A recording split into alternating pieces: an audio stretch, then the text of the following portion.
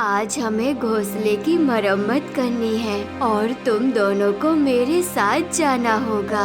मम्मा, कहाँ जाना है? झील के पास सूखा घास है। आज हमें वो इकट्ठा करके अपने घोंसले में लाना है और फिर कल से घोंसले की मरम्मत शुरू करना है। जी मम्मा, ठीक है। हमें बहुत मजा आएगा और कुछ नया सीखने को भी मिलेगा। लेकिन मम्मा, मेरे तो पैर में बहुत दर्द हो रहा है। मैं कैसे कर पाऊंगी सारा दिन काम? मुझे पहले से ही पता था, जब भी कोई काम करना होता है तो तुम्हारे पैर में उसी वक्त दर्द शुरू हो जाता है। लेकिन तुम ये जान लो, मैं हमेशा तुम्हारे साथ नहीं रहूंगी। कल मेरा भी बचपन था, फिर जवानी आई और अब मैं बूढ़ी हो चुकी हूँ। ये सब कुछ मुझे एक सपने की तरह लगता है। मुझे पता ही नहीं चला कि इतना समय कब गुजर गया। अगर तुम ऐसे ही बहाने बनाती रहोगी तो अपनी जिंदगी कैसे गुजारोगी? ये भी तो तुम्हारी बहन है ना, सारा दिन मेरे साथ काम करवाती है और मेरी हर काम में मदद करती है।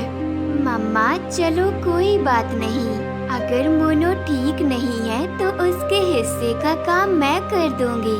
तुम्हें इतना अच्छा बनने की कोई जरूरत नहीं है। मेरा काम तुम करने को रहने ही देना। जब मैं ठीक हो जाऊंगी तो खुद ही कर लूंगी। तुम भी किसी बात पर खुश नहीं हो सकती, हर वक्त लड़ाई के मूड में ही रहती हो। चलो मम्मा, हम चलते हैं। ठीक है, हम जा रहे हैं। तुम अपने पैर का ध्यान रखना। अब किसी नई शरारतों में मत लग जाना। और मम्मा मिर्ची और उसकी छोटी बेटी सोनो सूखा घास लेने के लिए चल देते हैं। मम्मा, इससे पहले मैंने कभी घोंसले की मरम्मत का काम नहीं किया। मुझे आप बता दो कि किस रंग की घास इकट्ठा करना होगा। हाँ बेटा, वो देखो, वो जो लंबा लंबा घास है ना, देखो जो सूखकर तिनके की तरह बना हुआ है। बस वो ही हमें चाहिए होगा। हाँ मम्मा, मुझे पता चल गया। और वो माँ बेटी सूखे तिनके इकट्ठे करने लगते हैं। मम्मा, ये तिनके कहाँ जमा करना है? यहाँ ठीक है, तुम घास लेकर यहाँ जमा करो। ये जगह मुनासिब रहेगी। अगर हवाएं आई भी तो पेड़ की वजह से घास यहाँ से नहीं उड़ेगी। बेइज्जती तो करवानी ही है, क्यों ना थोड़ा घूम फिर लिया जाए। अभी तो मम्मा और सोनो को शाम ही हो जाएगी आने में। कहाँ जाऊँ, कहाँ जाऊँ? हाँ, बुढ़े आलू की तरफ जाती हूँ। बुढ़े आलू को तंग करती हूँ। हेलो बुढ़े आलू अंकल। अपना बोलने का तरीका तो देखो, ऐसे बुलाते हैं क्या बूढ़ों को? ये तुम सीख रही हो? तुम तो बड़ी ही बदतमीज हो। खैर बताओ, क्या काम है तुम्हें? बस वैसे ही, मेरी मम्मा आज कुछ ठीक नहीं थी और मेरा कुछ खाने को दिल कर रहा था। सोचा आपकी तरफ से कुछ मिल ही जाएगा। अगर सच में तुम्हारी माँ बीमार है तो ये लो, अमरूद पड़ा है, यही खा लो। थैंक यू आलू अंकल, पेट तो भर गया है। अब शरारत चालू करती हूँ। कौन सी शरारत करूं जिससे थोड़ा मजा भी आ जाए? हाँ, शरारत का सामान तो मेरे सामने ही पड़ा है।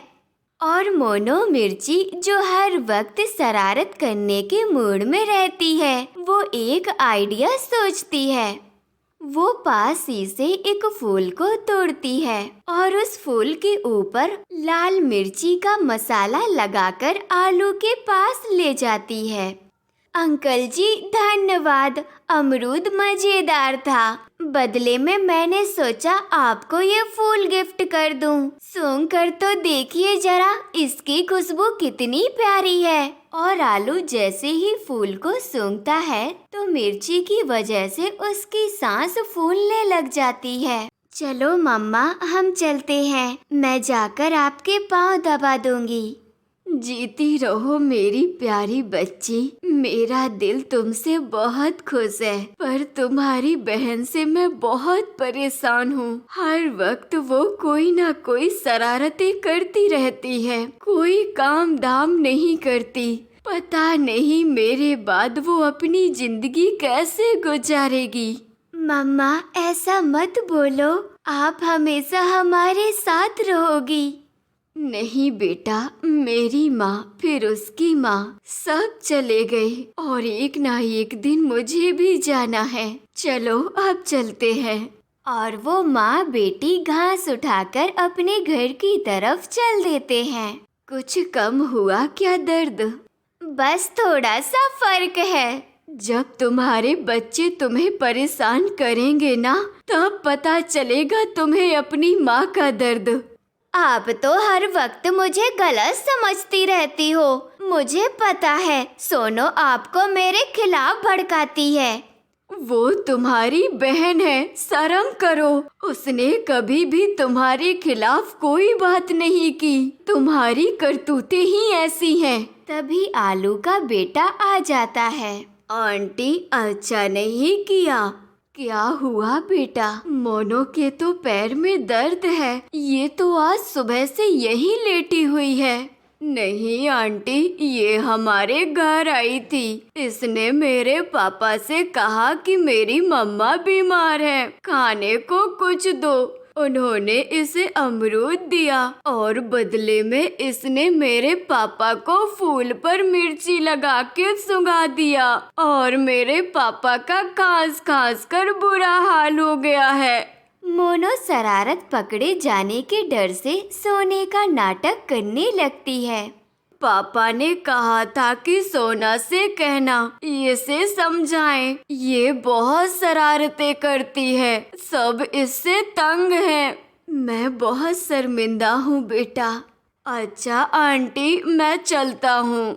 सुन लिया तुमने सब, मुझे पता है तुम जाग रही हो। सोनो, मेरे पैर में बहुत दर्द हो रहा है। सोनो, मेरे पैर में दर्द बढ़ गया है।